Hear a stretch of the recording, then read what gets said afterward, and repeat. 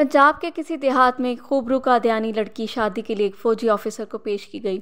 فوجی آفیسر نے شادی کی حامی بھرنے سے پہلے ایک شرط رکھی کہ وہ کبھی بھی قادیانیت قبول نہیں کرے گا۔ قادیانیوں نے اس کی شرط مان لی اور لڑکی فوجی آفیسر کے ساتھ روانہ کر دی۔ شادی کے بعد رشتے ناطے میں آنا جانا لگا رہا اور نرمی سے فوجی آفیسر کو مائل بھی کیا جاتا رہا۔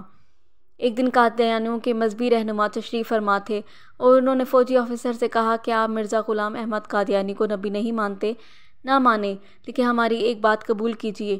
آپ استخارہ کریں کہ آیا نبی کریم صلی اللہ علیہ وآلہ وسلم کے بعد کوئی نبی ہے یا نہیں، مرزا غلام احمد قادیانی سچا نبی ہے یا نہیں۔ فوجی کو زہر پلایا جا رہا تھا مگر اسے پیتے ہوئے احساس تک نہیں ہوا کہ وہ زہر کا پیالہ چڑھ چکا ہے۔ اس نے استخارہ کرنے کی حامی بھر لی۔ رات کو استخارہ کیا تو خواب میں نظر آیا کہ مرزا غلام احمد قادیانی نبی بنا ہوا ہے اور اس کے آس پاس لوگ جمع ہیں۔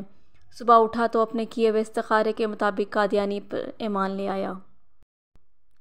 محض خود ایمان لاتا تو اتنا مسئلہ نہیں تھا، اس نے باقاعدہ مرزے کی نبوت کی دعوت دینا شروع کر دی اور اپنے خاندان کو مرزا قادیانی کا امتی بنا ڈالا۔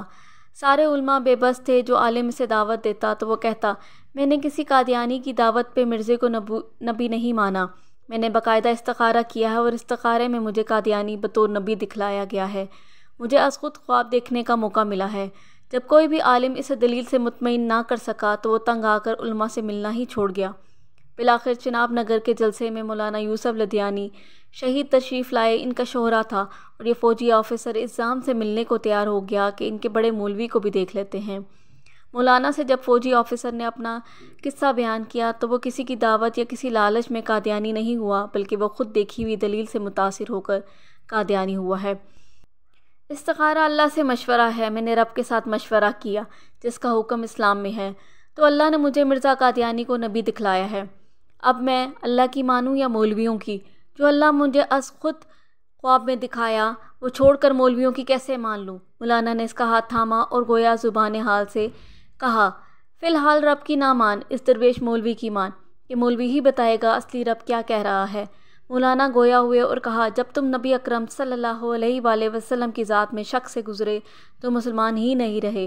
اگر تمہیں کامل یقین ہوتا تو نبی کریم صلی اللہ علیہ وآلہ وسلم کی ذات ہی آخری نبی ہے، کوئی نبی آ ہی نہیں سکتا، تو استخارے کے لیے ہرگز تیار نہ ہوتے۔ جب تم نے استخارے کی ٹھان لی تو گویا تمہیں شک ہوا کہ سید الابرار صلی اللہ علیہ وآلہ وسلم آخری نبی ہیں بھی یا نہیں۔ جب نبی اکرم صلی اللہ علیہ وآلہ وسلم کی ذات کے حوالے سے تم شک سے گزرے تو کافر ہو گئے، اور حالت کفر میں تمہیں قادیانی ہی نبی نظر آتا۔ فوجی آفیسر جھوم اٹھا دلیل سن کر اور کھڑا ہو کر مولانا شہید سے پلٹ گیا۔ اسی وقت توبہ کی اور پھر سے مسلمان ہوا۔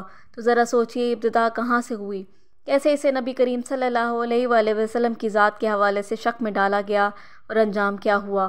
امام اعظم ابو حنیفہ نے یہی تو کہا تھا کہ بنا کسی دلیل کے ختم نبوت پہ ایمان لے آؤ، جو سوال کرے گا وہ کافر ہو جائے گا۔